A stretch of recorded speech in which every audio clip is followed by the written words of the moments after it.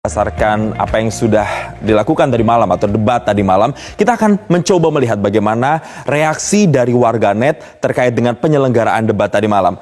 Yang pertama, saya akan mulai dari terkait dengan apakah Anda menyukai format debat perdana ini yang kita tahu memang dihadiri oleh capres dan cawapres, walaupun kemudian porsinya lebih banyak capresnya, dan kemudian ada pertanyaan dari panelis dan juga pertanyaan dari masing-masing kepada calon lainnya. Nah, ternyata yang menyatakan suka dengan debat ini hanya 43%, sementara yang tidak ini 56,8%, artinya lebih banyak yang tidak menyukai. Lalu berikutnya pemirsa, yang menjadi pertanyaan, puaskah Anda dengan pertanyaan yang disusun oleh panelis? Jadi memang kita melihat dari 6 subtema yang diangkat, ada pertanyaan-pertanyaan yang sudah disusun oleh panelis dan kemudian dibacakan dan harus dijawab. Dan ternyata yang memilih puas ini 30%, sementara tidak masih bisa lebih tajam. Ini 70%, cukup dominan, bahkan lebih dari 50% menginginkan bahwa pertanyaan-pertanyaannya bisa lebih fokus dan lebih tajam terkait dengan subtema yang diangkat.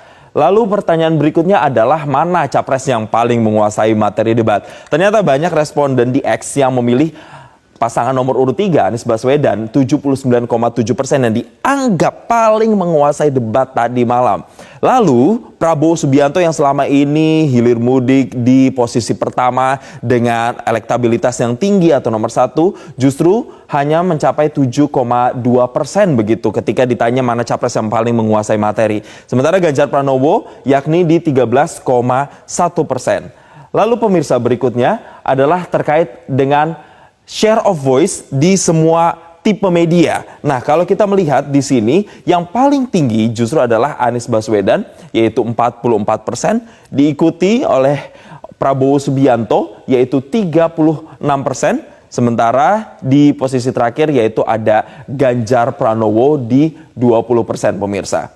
Dan terakhir yang juga kita lempar terkait dengan analisis sentimennya begitu, baik dari yang negatif, positif, dan juga netral. Dari keseluruhan debat, kita akan bahas mulai dari pasangan nomor urut 1, Anies Baswedan. Ternyata sentimen positifnya di sosial media ini cukup tinggi, mencapai 64%. Sementara sentimen negatifnya 27%, dan yang netral ini 9%. Bagaimana dengan pasangan nomor urut 2 atau Prabowo Subianto? Sentimen positifnya juga masih mendominasi, yakni sekitar 48%. Kemudian sentimen negatifnya ternyata tidak terlalu jauh ya. Ini 41% dan yang netral adalah 11%.